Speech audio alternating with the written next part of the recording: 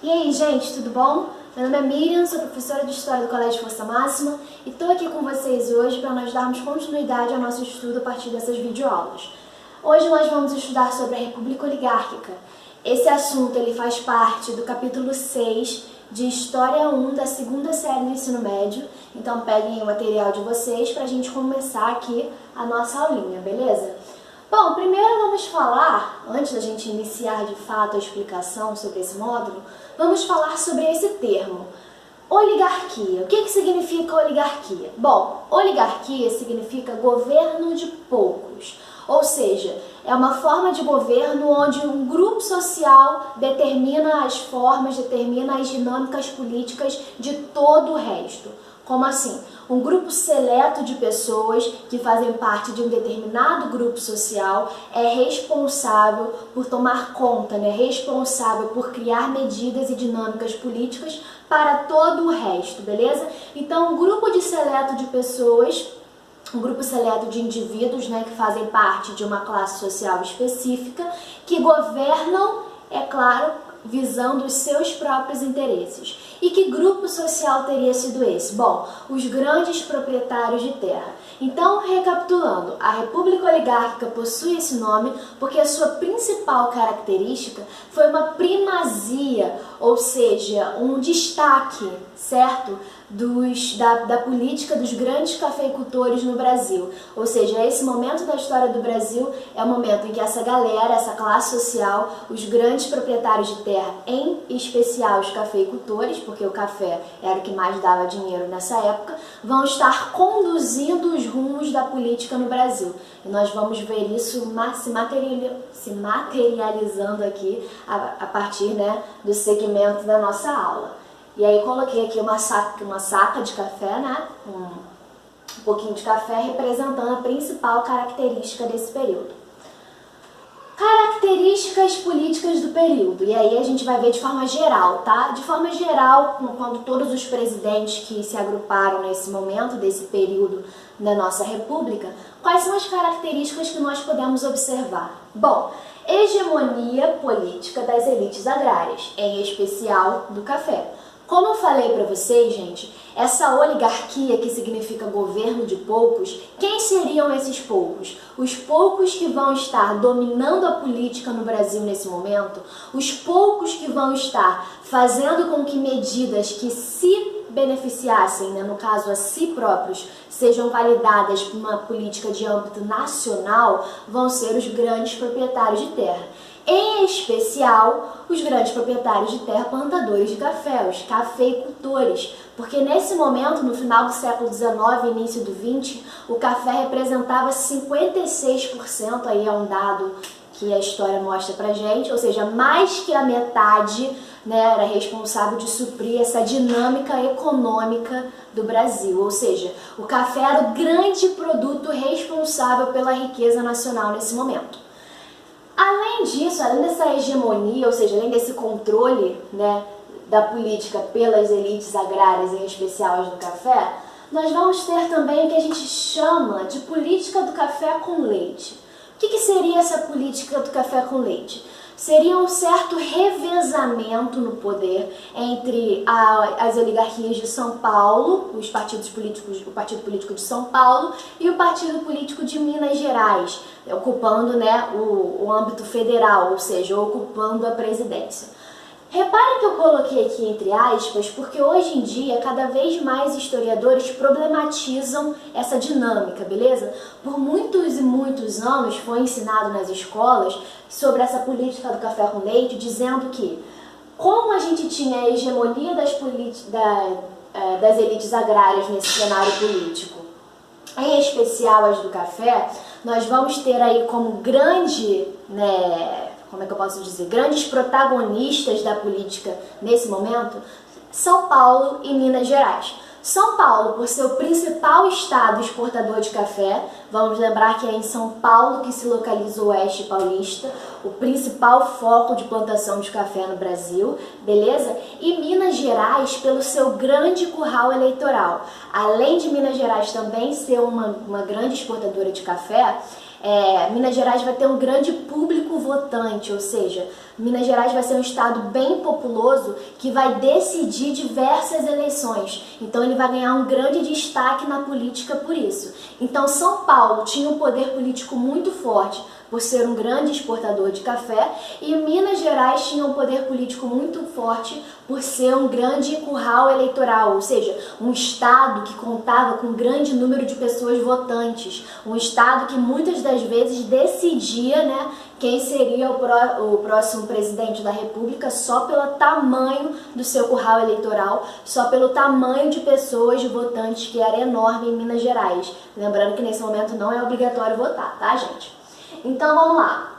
Essa política do café com leite então representava meio que um revezamento entre São Paulo, que representa o café, e Minas Gerais, que representaria o leite, né, em uma analogia aí a uma cultura laticínia que Minas Gerais tem. Sendo que cada vez mais a gente está vendo uma problematização, cada vez mais nós estamos vendo uma desconstrução, né, desse termo, porque os historiadores eles estão alegando o seguinte: essa política do café com leite deixa subentendido para a gente que nesse momento da República Oligárquica, as únicas elites, as únicas, como é que eu posso dizer? Os únicos setores agrários, né, que fizeram valer a sua vontade foram as elites agrárias de São Paulo e as elites agrárias de Minas Gerais. Quando na verdade não é isso que acontece. A gente tem aí as elites agrárias do Rio de Janeiro fazendo grande pressão política, né? No momento, nós temos também as elites agrárias do Rio Grande, que também vão estar compondo a política. Ou seja, não era um cenário assim tão uníssono, onde todo mundo abaixava a cabeça para São Paulo e Minas Gerais. Não era isso que acontecia, beleza? Existia também até uma certa oposição de outras elites agrárias em relação ao poder de São Paulo e Minas Gerais. Porque se você for parar para poder perceber, o Brasil todo não vivia só de café. E poderiam existir até elites agrárias que não concordassem com a política de valorização do café por serem elites agrárias que plantassem outro gênero agrícola. Ou seja, os historiadores cada vez mais, né, vão tentando desconstruir esse senso de que existia uma predominância real, uma predominância 100% de São Paulo e Minas Gerais sobre o poder político da República Oligárquica, evidenciando que outros estados como Rio de Janeiro, por exemplo, e também Rio Grande vão estar ali fazendo frente, vão estar ali fazendo oposição e também querendo, né, ver os seus valores representados, ver as suas demandas representadas por essa política.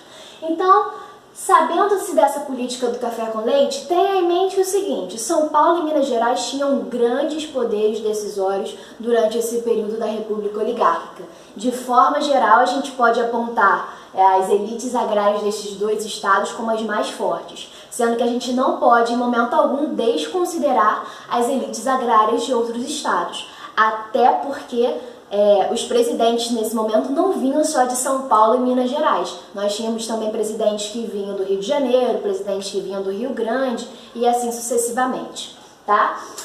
Eu coloquei aqui para vocês os principais partidos políticos que representavam, né, São Paulo e Minas Gerais. Nós tínhamos o PRP, que era o Partido Republicano Paulista, e o PRM, que era o Partido Republicano Mineiro, ou seja, vão ser os dois principais partidos políticos que vão estar representando aí, então de um lado São Paulo e do outro Minas Gerais. Então nesse momento, esses dois caras são os caras que merecem a nossa atenção, merecem o nosso foco.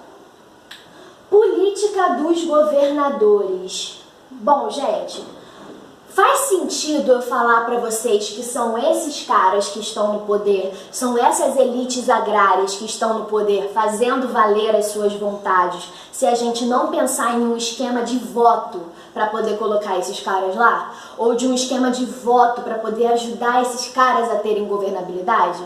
Porque a gente viu na Constituição de 1891 que o Brasil ele foi definido, né, como uma república federativa, né, e também que a forma de se escolher o presidente, né, foi definida a partir do voto direto. Ou seja, as pessoas precisavam votar para escolher o presidente, precisavam votar para poder escolher também os seus governadores. Sendo que Como é que a gente consegue ter uma hegemonia política tão forte das elites agrárias? Como é que a gente consegue ter o PRP e o PRM encabeçando, né, de forma tão forte a política no Brasil nesse momento, se a gente não pensar em um certo controle sobre as votações? A gente precisa pensar nesse contexto. Além da gente pensar em um controle sobre as votações, a gente também precisa pensar na governabilidade desses caras. Porque o presidente sozinho não conseguia muita coisa. Ele precisava de uma base de apoio para o seu governo. Ele precisava de deputados que apoiassem as suas ideias. Isso a gente viu lá, né, quando a gente estudou os três poderes, que no Brasil não existe só o executivo, existe também o legislativo, existe também o judiciário, beleza? Então, para eu poder falar para vocês que existia uma hegemonia política das elites agrárias, a gente precisa saber que tinha alguma forma de controle ali, tinha alguma forma de fazer valer os interesses desses caras, beleza? Até porque o povo está sendo excluído desse processo a todo instante. O povo não é representado, pelo menos não de forma em primeiro plano, por esses governos. Então, por que o povo elegia esses caras? Bom, é aí que entra a política dos governadores, o coronelismo e o voto de cabresto, que são as principais componentes da estrutura política nesse momento. Primeiro vamos dar uma rápida resumida aqui na que é a política dos governadores, porque a gente já vai falar mais sobre ela depois.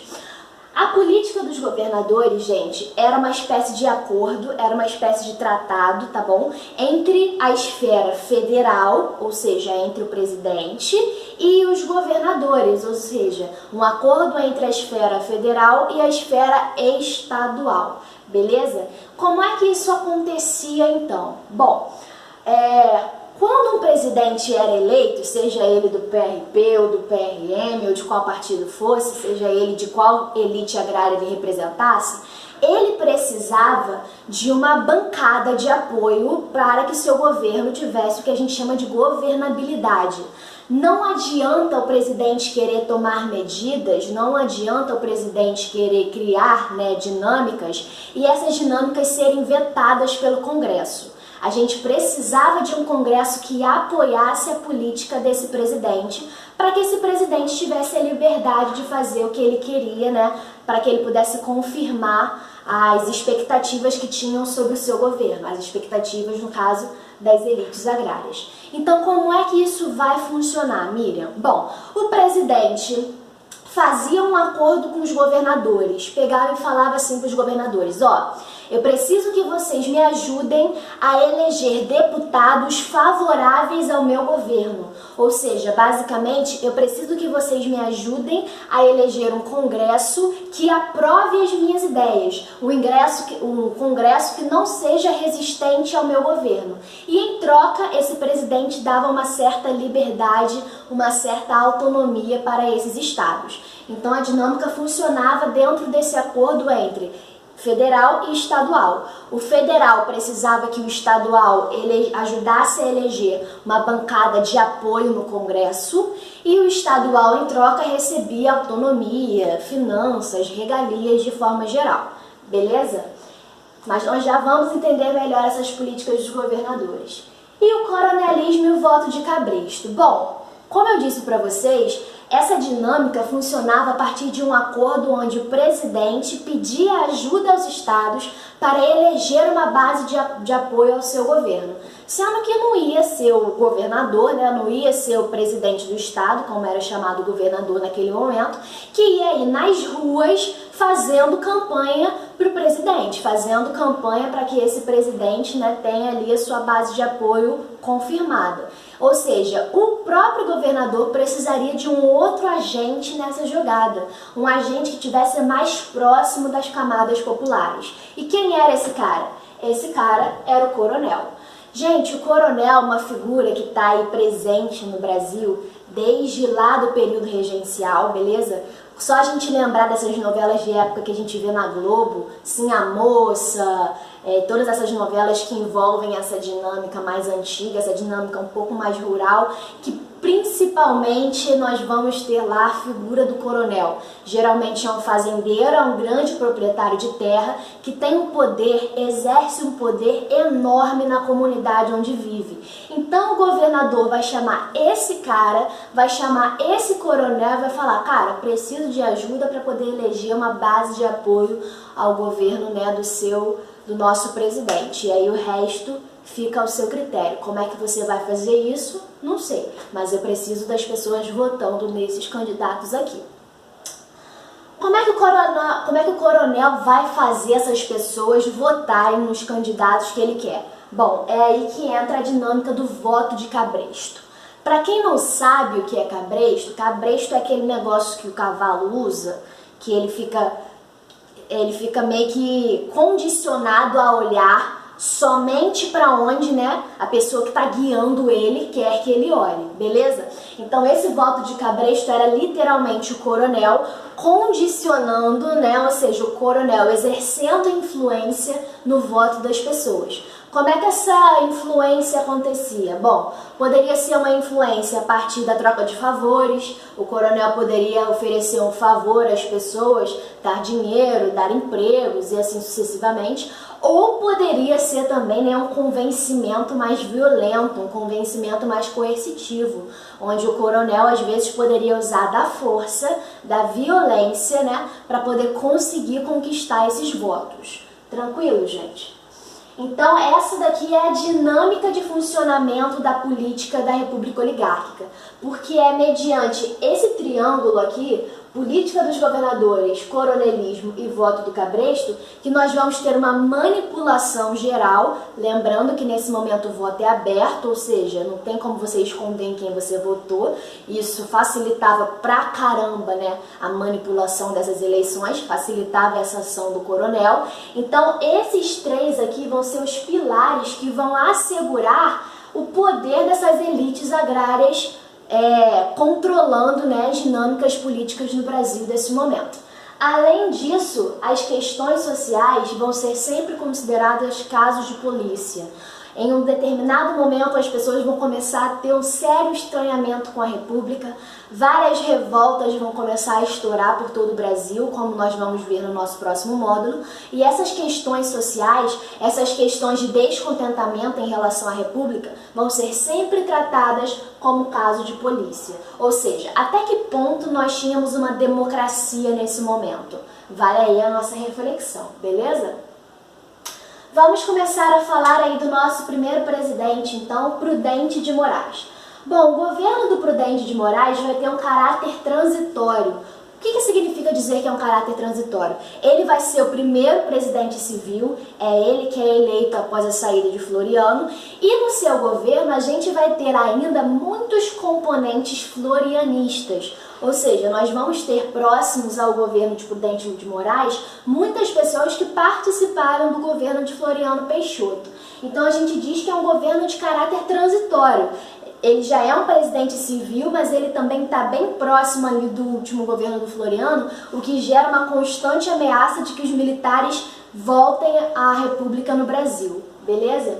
Preocupação em reorganizar a vida política do país. Bom, gente, quando o Prudente de Moraes assume, ainda está acontecendo aquela revolução federalista que a gente estudou no nosso último módulo. Então existe um grande questionamento, né? Existe uma grande dúvida se de fato essa revolução vai ser contida. Então, quando o Prudente de Moraes assume, a sua grande preocupação é reorganizar a vida política do país, é conter essas revoltas que estão acontecendo e trazer um momento de estabilidade política para o Brasil e para a República. Ele também vai ter, né, como grande meta solucionar conflitos internos de insatisfação com a República. Foi o que eu disse. Toda essa dinâmica, né, de controle vai acabar frustrando bastante a população, porque a população, além de não participar, né, além de não ser convidada para a proclamação da República, a população vai começar a ver que ela está sendo excluída de vários processos políticos e sociais, e isso vai acabar gerando um descontentamento e até um certo estranhamento com a República. Vai ter até uma galera sentindo saudade da monarquia, se é que assim a gente pode dizer. como por exemplo, dos principais conflitos que vão acontecer aqui nesse momento durante o governo de Prudente Moraes é chamado Canudos, beleza? A revolta dos Canudos. E, em seu governo, Prudente de Moraes vai buscar favorecer os interesses dos grandes proprietários de terra. Então, a partir do governo de Prudente de Moraes, a gente já tem aí o início desses caras se engalfinhando, desses caras tomando cada vez mais controle da política no Brasil. E quem são esses caras? Os grandes proprietários de terra, em especial os do café.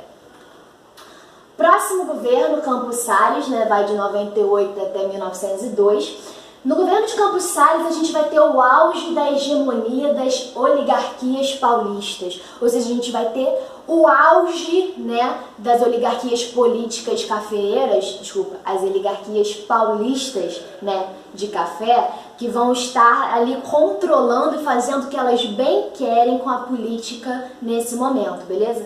Então, o governo do Campos Salles vai ser o momento de maior poder das oligarquias paulistas durante essa república oligárquica. Por quê? Porque vai ser justamente no governo de Campos Salles que vai ser desenvolvida a política dos governadores.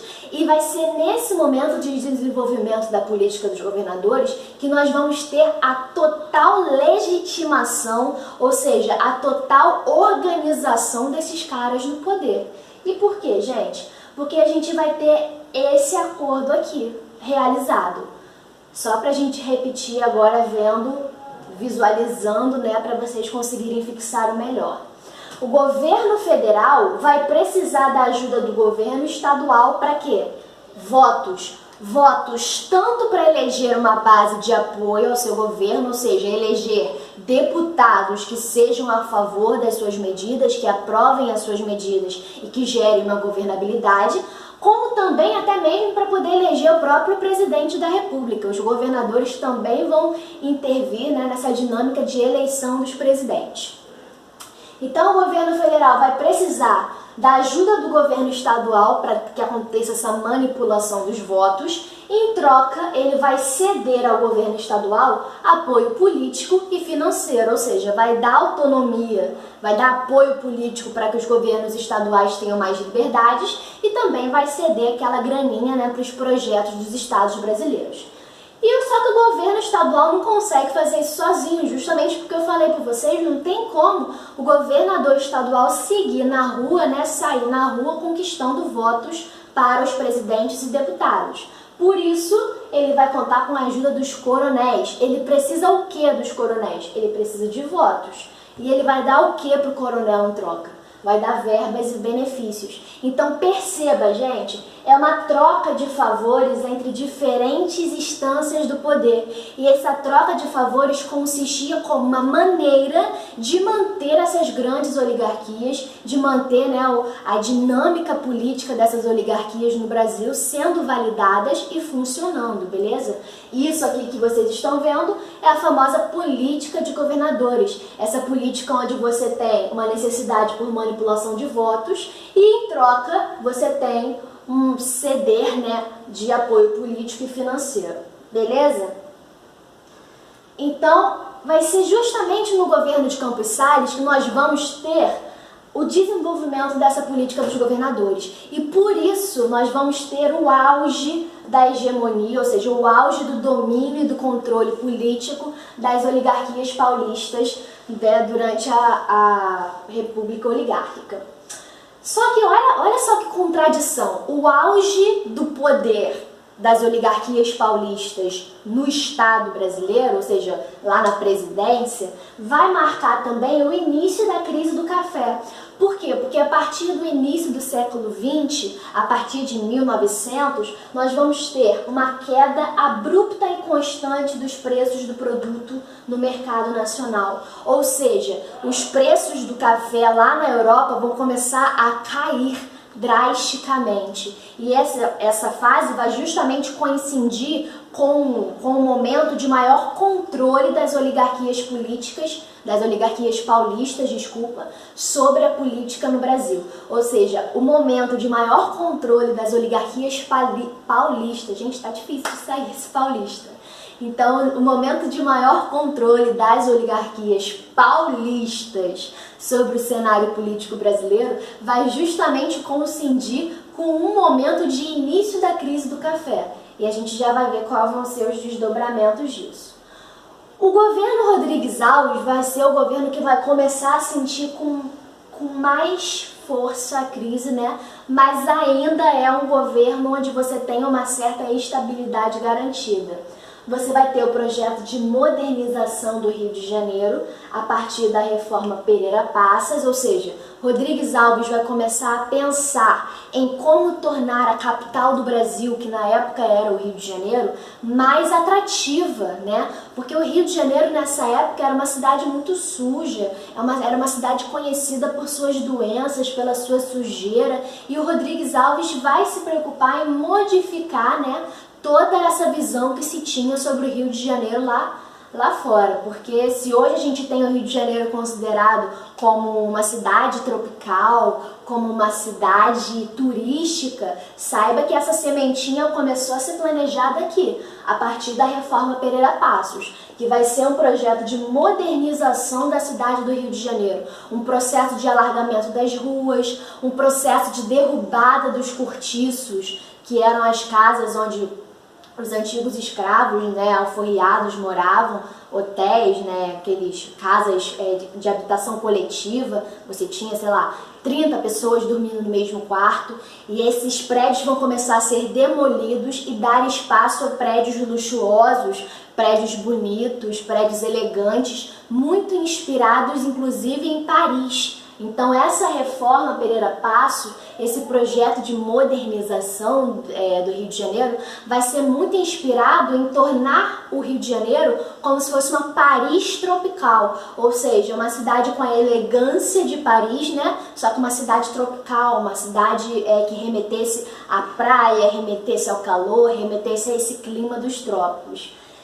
E, né, obviamente que esse projeto de modernização vai ser bastante, como é que eu posso dizer, polêmico, porque a derrubada desses cortiços vai gerar diversas revoltas, várias pessoas vão ser desabrigadas, vão perder as suas casas, e inclusive esse processo vai estimular bastante o início do que a gente chama de favelização, né? Porque agora que as pessoas já não têm mais onde morar no centro do Rio, agora que as pessoas perderam as suas habitações, perderam os seus cortiços, o que elas vão começar a fazer? Vão começar a subir os morros para poder morar onde ninguém mais queria. Daí surgem as favelas.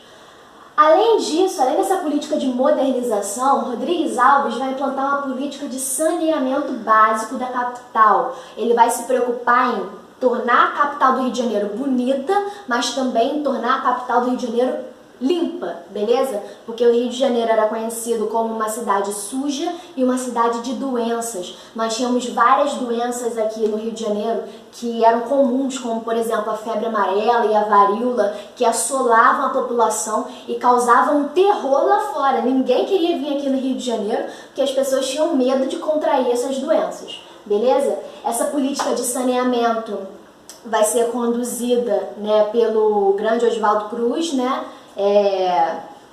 Esse grande cientista, né, e médico brasileiro, que vai conduzir essa questão de saneamento básico, ou seja, essa política de saneamento básico no Brasil, onde a gente vai ter, no Brasil não, né, no Rio de Janeiro em específico, onde a gente vai ter um processo, né, de um esgoto que vai começar a ser estruturado, nós vamos ter um processo de vacinação obrigatória contra essas doenças, contra a varíola, contra a febre amarela. Então a gente vai ter um processo mesmo de limpar o Rio de Janeiro dessas doenças e dessas sujeiras.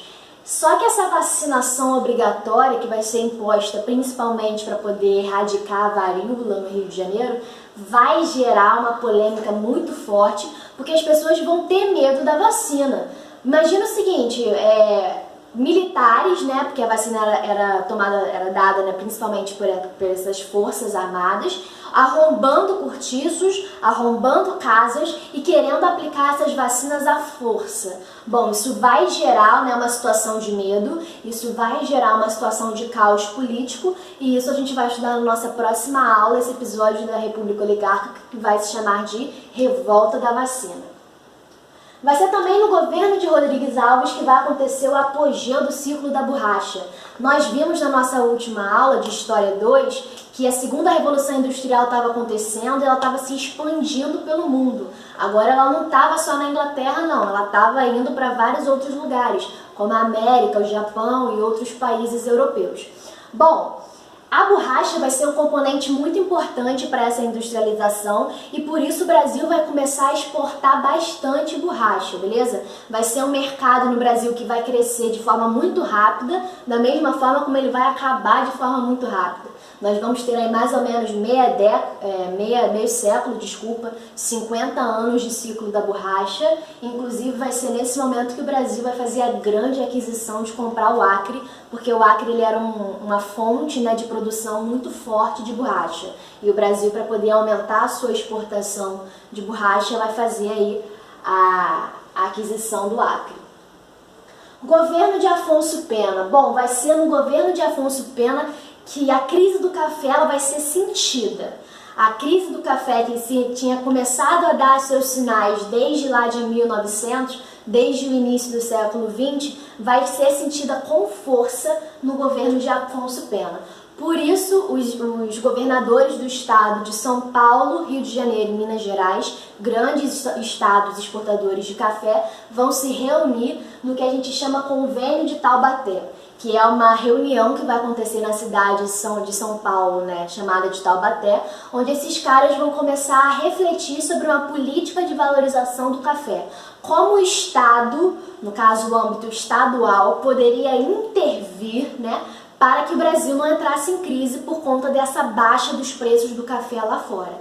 Nesse convênio de Taubaté vai ser tomada uma decisão. Esses caras vão decidir comprar o excedente de produção dos cafeicultores, ou seja, tudo que os cafeicultores estivessem colocando demais no mercado, tudo que os cafeicultores estivessem botando no mercado, ou seja, todo o café que era posto no mercado e que não conseguia ser comprado, os estados ficavam responsáveis